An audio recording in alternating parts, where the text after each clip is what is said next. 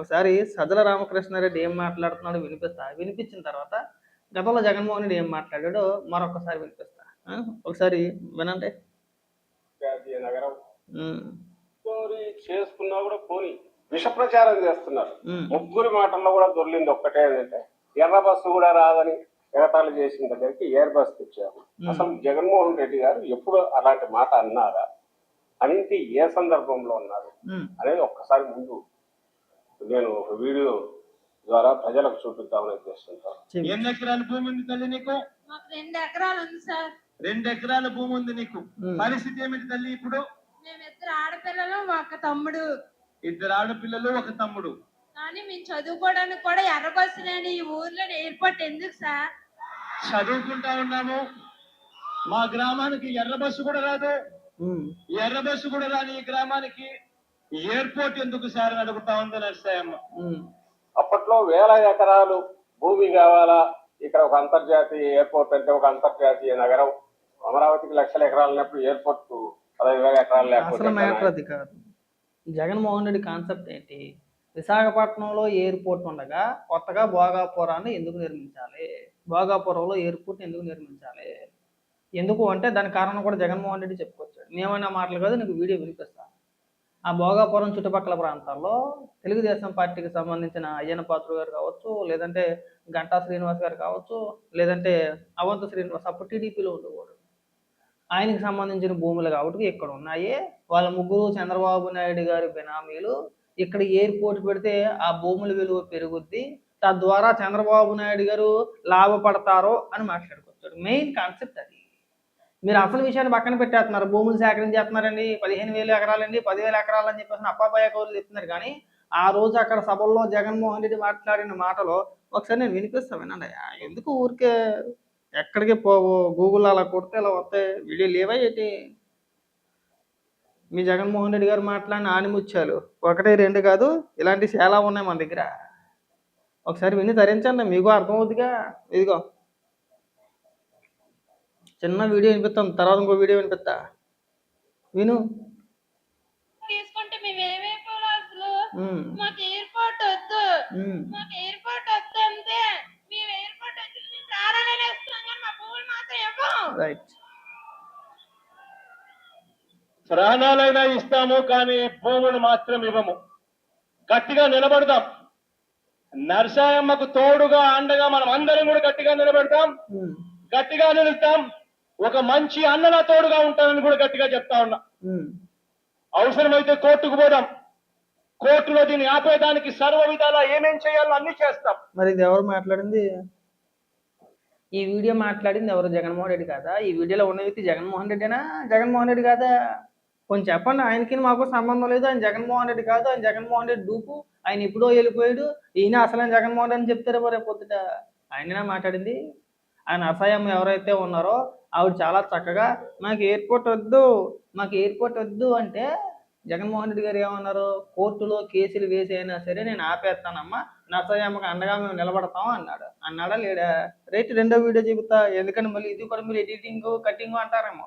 ఇంకొక వీడియో ఉంది, అందులో చాలా స్పష్టంగా ఉంటుంది, ఒకసారి వినండి. పక్కన విశాఖపట్నం ఎయిర్పోర్ట్ ను అభివృద్ధి చేసుకునే అవకాశాలు పూర్తిగా ఉన్నాయి. అభివృద్ధి చేసుకుని విశాఖపట్నం ఎయిర్పోర్టు పక్కన చెన్నై ఎయిర్పోర్ట్ కన్నా ఇంకా పెద్దదిగా కూడా చేసే పరిస్థితి ఉంది. బాంబే, ముంబై ఎయిర్పోర్ట్ కన్నా కూడా ఇంకా పెద్దదిగా చేసే అవకాశాలు, పరిస్థితులు అన్ని కూడా పక్కనే ఉన్న విశాఖపట్నం ఎయిర్పోర్ట్ కు ఉన్నాయి. మన విశాఖపట్నం ఎయిర్పోర్ట్ ను వదిలేయమని చెప్పి ఏ ఒక్కరు కూడా మనకు చెప్పలేదు. పక్కన నేవీ కూడా అన్ని రకాలుగా మనకు సహకరిస్తూ తోడుగా ఉంటుందని చెప్పి వాళ్ళు చెప్తా ఉన్నప్పుడు, ఎవరికీ అభ్యంతరం లేనప్పుడు చంద్రబాబు నాయుడు గారు ఈ మాదిరిగా ఎయిర్పోర్ట్ షిఫ్ట్ చేసి, ఈ మాదిరిగా ఇష్టం లేకపోయినా కూడా భూములు సేకరించి చెనిక్కాయలకు, బెల్లాలకు ఈ మాదిరిగా పేదవాడి భూములు లాక్కునే కార్యక్రమం చేయడం చంద్రబాబు నాయుడు గారికి మంచిది కాదని చెప్పి మరొకసారి గట్టిగా హెచ్చరిస్తూ, మరొకసారి మళ్ళీ మీ అందరికీ కూడా చెప్తా ఉన్నాం, గట్టిగా పోరాడుదాం, గట్టిగా నిలబడదాం.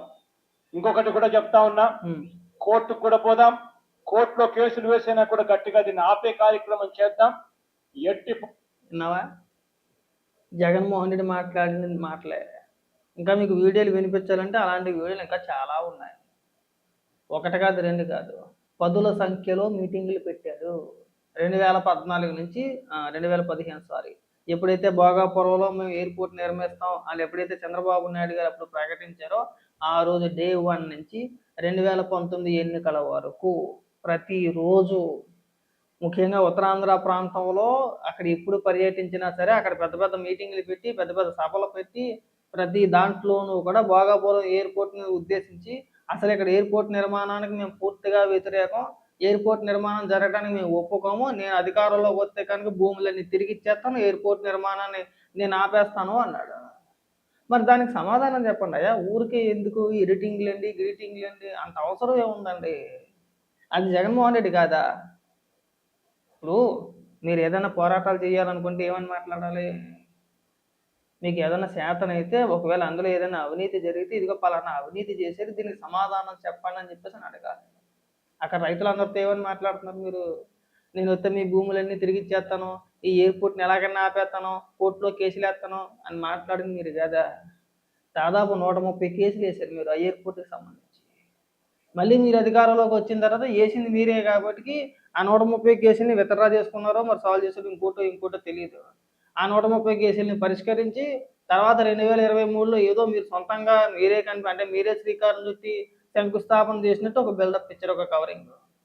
14 నుంచి 19 వరకు పనులు ముందుకెళ్లకుండా చేసి కోర్టులో కేసులు వేసి అనుమతులు రాకుండా ఎన్ని రకాలుగా అడ్డుకోవాలో అన్ని రకాలుగానే అడ్డుకునే ప్రయత్నాలు చేశారు. కానీ వర్కౌట్ అవ్వాలా.